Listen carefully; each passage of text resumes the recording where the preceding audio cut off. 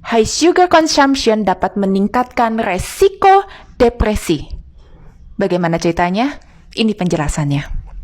Oke, saya kutip dari jurnal tahun 2019 tentang sugar sweetener beverage consumption dan resiko depresi. Nah, ini hasil penelitiannya.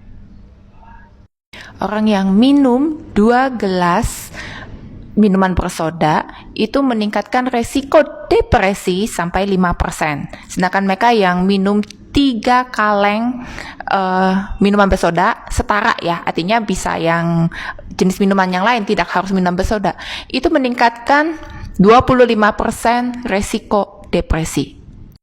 Pada website Com Newsletter, dia menjelaskan tentang bagaimana apa hubungannya antara gula dengan depresi. Ini artikelnya pun baru di tahun 2022 ya. Yang pertama, bahwa gula yang tinggi itu dapat meningkatkan dopamin. Makanya orang itu bisa addiction dengan gula, dengan minuman makanan yang tinggi gula. Di sisi lain, kenaikan dari dopamin dan serotonin itu dalam otak kita itu membuat imbalance ya. Itu ada kata-katanya di bawah, imbalance, tidak seimbang antara hormon serotonin dengan dopamin, sehingga itulah yang berkontribusi untuk mengembangkan dari depresi. Tapi masalahnya kamu pasti mau ngomong kan, loh kalau misalnya gue lagi stres, itu pasti kepinginnya kan minum atau makan-makan yang manis. Dan itu membuat feel better. Yes, benar, feel better. Karena tadi ya, menaikkan hormon dopamin dan serotonin. Tetapi itu naiknya hanya sementara. Nanti dia akan turun, jadi dia ada seperti kayak bergelombang, dan itu yang gak baik. Makanya akhirnya ketika level dari serotonin dan dopamin ini juga turun, kita akan mencari lagi mana nih yang manis-manis untuk supaya kita bisa meregulat dari kita punya stres. Tapi masalahnya kemudian ketika kita makan yang high sugar, itu kortisol kita, hormon stres, kortisol itu hormon stres, itu juga ikutan naik. Nah, bingung kan lo? Mau ngilangin stres malah tambah stres jadinya. Masalah berikutnya itu muncul dari usus kita, efek dari high sugar, gula yang tinggi.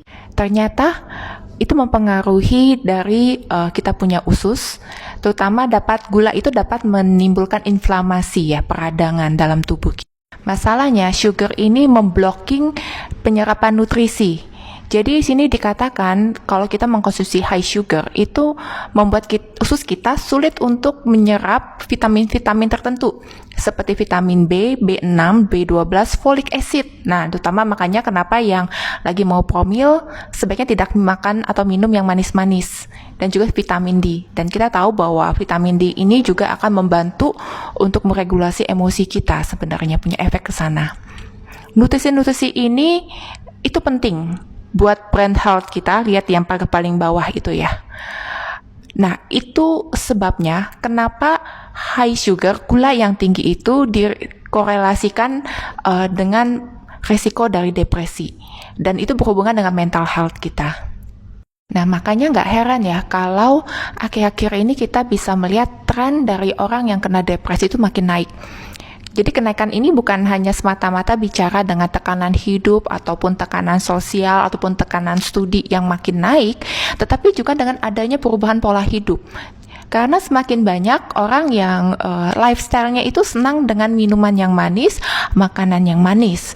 Nah, ini mungkin kita perlu perhatikan. Jadi depresi itu tidak melulu bicaranya hanya tentang kayak psikologi, tapi ternyata juga ada hubungan dengan lifestyle, dengan apa yang kita konsumsi. Aku pikir kalau kita sudah tahu nih ya, ternyata lifestyle kita mempengaruhi dari kita punya mental health, kenapa kita nggak coba untuk membereskan lifestyle kita supaya kita bisa hidup lebih sehat, seperti itu.